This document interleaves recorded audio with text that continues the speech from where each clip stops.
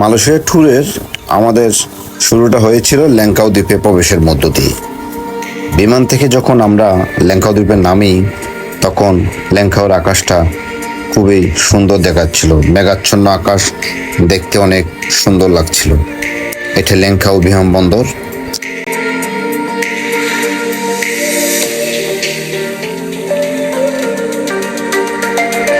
বিমানবন্দরের ভেতরে থাকা ল্যাংকাও দ্বীপের ম্যাপটি চোখ বুলিয়ে নিলাম। এই দ্বীপে কি আছে সেগুলো দেখার পর আমরা মনে মনে ল্যাংকাওয়ের ট্যুর প্ল্যানটা নির্ধারণ করলাম। হোটেল চেক ইন সেরেই আমরা দ্রুত চলে গেলাম ল্যাংকাও জিও পার্ক দেখার জন্য।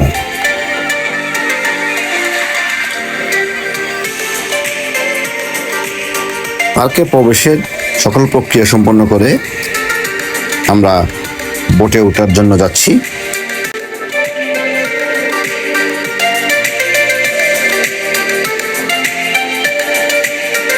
এই বোটে করেই আমরা আন্দামান সাগর ও তার আশেপাশের এলাকা নিয়ে গঠিত ম্যাঙ্গ্রোভ ফরেস্টটি দেখব। লাইফ জ্যাকেট পরে বোটে উঠে বসলাম। একটু পর আমাদের বোট আন্দামান সাগরের দিকে ছুটে যাবে। বোট যোগে আমরা এখন যাচ্ছি আন্দামান সাগরের নির্দিষ্ট একটি জায়গায়, যেখানে মাছের বিচরণ ক্ষেত্র আছে। এই মাছের বিচরণ বা মাছ নীল জলরাশির মধ্যে কিভাবে খেলা করে এই দৃশ্য দেখার জন্য আমরা সেখানে যাচ্ছি। সেখানে আমরা যাওয়ার পর বাড়তি আরেকটি পাওয়া থাকবে, সেটা হচ্ছে আমরা সেখানে মাছের সাথে আমরা নিজেরাই সাঁতার কাটব। যাবতীয় প্রস্তুতি সম্পন্ন করে আমরা আন্দামান সাগরে নেমে পড়ি। নীল জলরাশিতে মাছের খেলা করা এবং আমাদের সাঁতার কাটা দারুণ উপভোগ্য ছিল।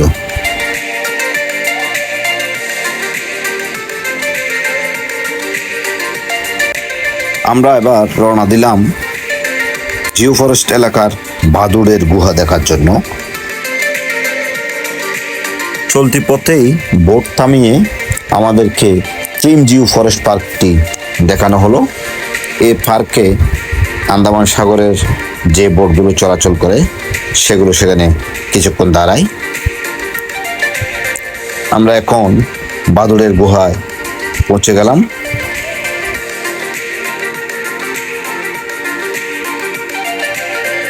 নির্ধারিত টিকিটের বিনিময়ে আমরা এখন বাদুড়ের গুহায় প্রবেশ করছি। সেখানে বিদেশি পর্যটকরা টর্চ লাইট নিয়ে মূলত প্রবেশ করে। আমাদের তেমন প্রস্তুতি ছিল না, যে কারণে আমরা বিদেশি পর্যটকদের পিছু নিয়েই এই গুহা পাড়ি দিয়েছি।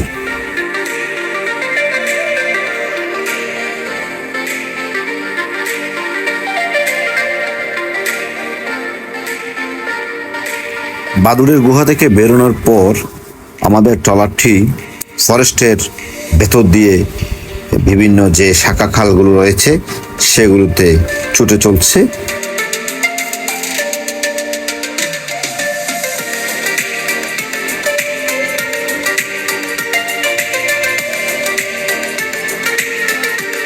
হালকা বৃষ্টি হওয়ায় ম্যানগ্রোভ ফরেস্টের প্রকৃতি অপরূপ সাজে সেজেছিল। বিশাল আকার পাথরের একটি পাহাড়ের নিচ দিয়েই আমাদের ট্রলারটি যাচ্ছে। এই অংশটিতে কুমিরের বিচরণ আছে। বোট চালক এমন তথ্য দেওয়ার পর কিছুটা ভয় পেয়ে গিয়েছিলাম, তবুও সাহস নিয়ে বোট এই পাথরের নিচের এই গুহা পাড়ি দিচ্ছে।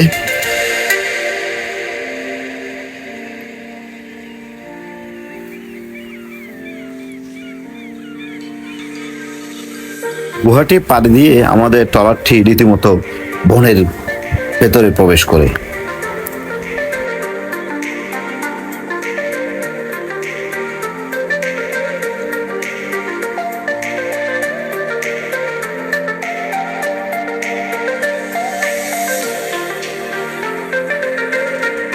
আন্দামানের ছোট কয়েকটি ক্যানেল পাড়ে দিয়ে আমরা এখন বানরের বিচরণ ক্ষেত্র এবং ঈগলের বিচরণ ক্ষেত্রে যাচ্ছি। এই যে বনের ভেতর বানরগুলো কিভাবে খেলা করছে আমরা বোট থেকেই তা দেখছি।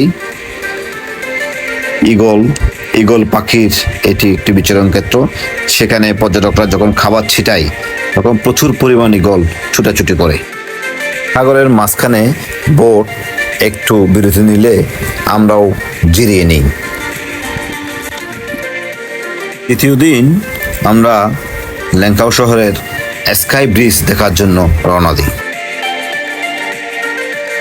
শুরুতেই 3D আর্ট গ্যালারিতে প্রবেশ করি।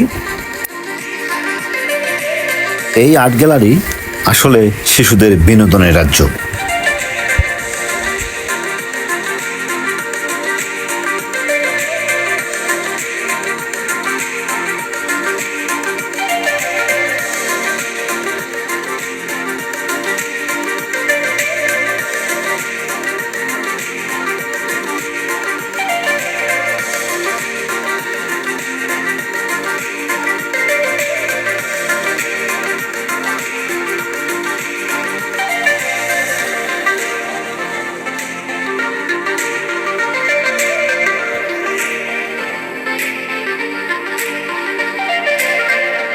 শিশুদের মনে ধরে এমন বেশ কিছু অ্যানিমেশন নিয়ে এই আর্ট গ্যালারিটি সাজানো হয়েছে।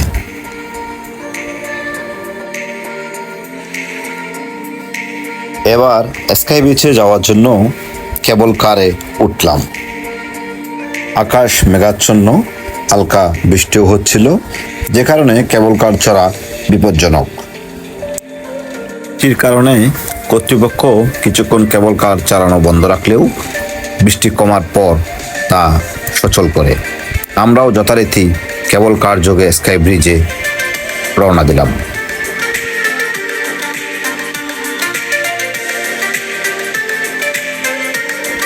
কেবল কার থেকে নিচের দিকে তাকালে কিছুটা ভীতি জাগে।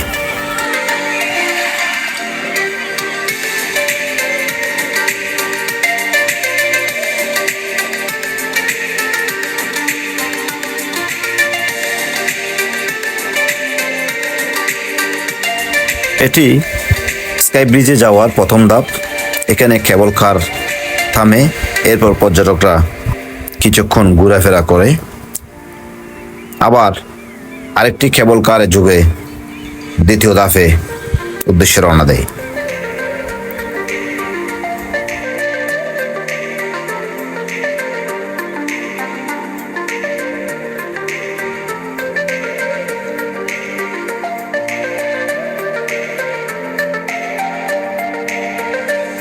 স্কাই ব্রিজের দ্বিতীয় ধাপে ওঠার পর প্রচুর তালা ঝুলানো অবস্থায় দেখা যায়।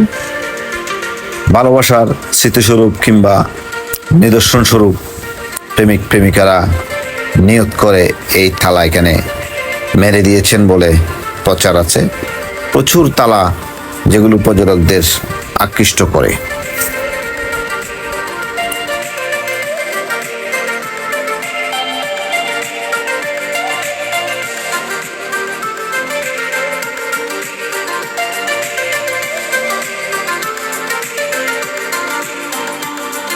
এই দ্বিতীয় ধাপ থেকেই স্কাই ব্রিজে যেতে হয়। সেখান থেকে আমরা স্কাই ব্রিজটি দেখে নিচ্ছি। বৃষ্টি হওয়ায় কিছুটা মেঘাচ্ছন্ন থাকায় স্কাই ব্রিজটি এই অবস্থায় দেখা যাচ্ছে। বনের ভেতর দিয়ে এবং লিফটে দুইভাবেই স্কাই ব্রিজে প্রবেশ করা যায়। আমরা বনের ভেতর দিয়ে যাচ্ছি।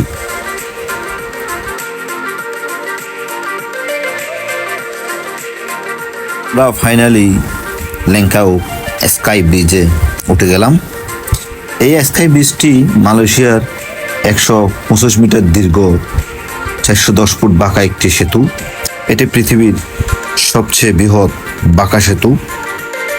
ঠিক সাগরের মাঝখানে সমুদ্রপৃষ্ঠ থেকে এই স্কাই ব্রিজ প্রায় 2170 ফুট উঁচুতে অবস্থিত। পৃথিবীর কোথাও পাহাড়ের উপর এমন বাঁকানো বৃহৎ সেতু নেই।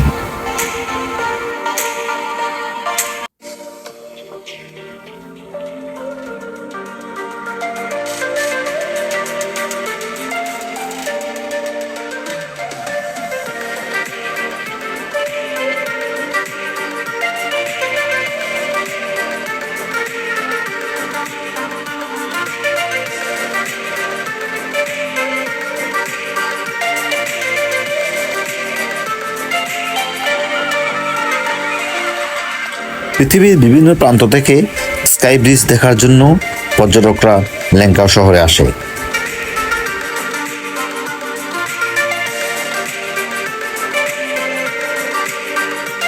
পর্যটকরা ল্যাংকাও শহরের যে পর্যটন স্পটগুলো আছে সেগুলো সম্পর্কে ধারণা পাওয়ার জন্য ব্রিজে কিছু তথ্য রাখা হয়েছে।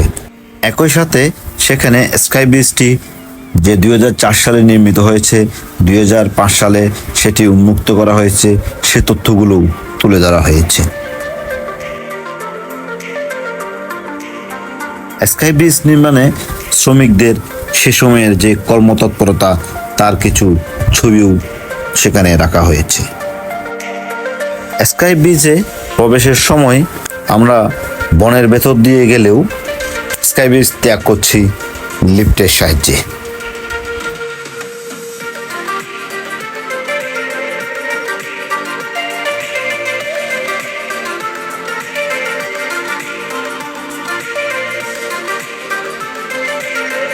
এবার কেবল কার যোগে উপর থেকে নিচের দিকে নামছি।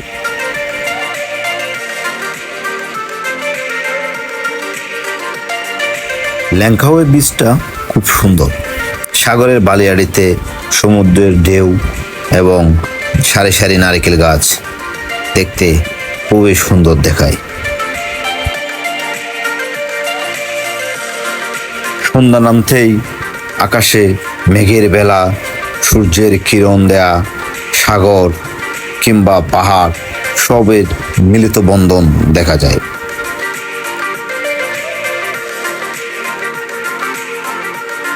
সন্ধ্যার পরেই বিচে অন্যরকম পরিবেশ সৃষ্টি হয়।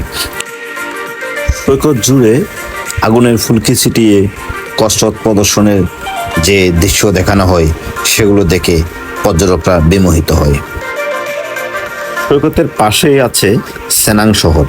এই শহরে বিভিন্ন দূর দূরান্ত থেকে যে পর্যটকরা আসে তাদেরকে আনন্দ দেওয়ার জন্য নানা রকম প্রদর্শনী দেখানো হয়। এই যে দেখানো হচ্ছে রোবট প্রদর্শনী, শিশুরা এই প্রদর্শনী দেখে অনেক আনন্দ পায়। ল্যাংকাও শহরে বাংলা খাবার মিলে না, যে কারণে ইন্ডিয়ান খাবারের উপরেই আমাদের নির্ভর হতে হয়। তবে বাঙালিদের পছন্দের সব কিছুই সেখানে পাওয়া যায়। যারাই মালয়েশিয়া ট্যুরে যান তারাও চাইলে একদিন বা 2 দিনের জন্য ল্যাংকাও শহরটি ঘুরে আসতে পারেন। অত্যন্ত সুন্দর একটি শহর, প্রকৃতি শহরটিকে সবকিছু যেন ঢেলে দিয়েছে। ল্যাংকাও থেকে বিদায় নিয়ে যাচ্ছি কুয়ালালামপুর। দেখা হবে অন্য কোনো ভিডিওতে। ধন্যবাদ।